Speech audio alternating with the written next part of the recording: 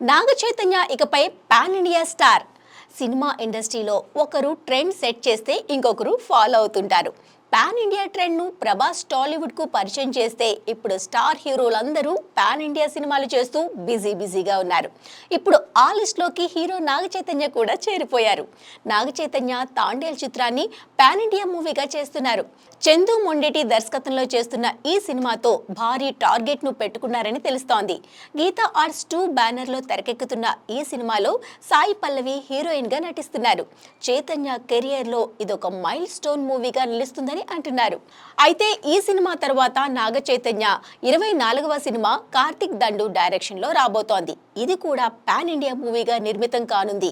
తాండేల్ పూర్తి చేయడమే ఆలస్యం. కార్తీక్ చైతన్య సినిమా మొదలు పెడతారని తెలుస్తోంది.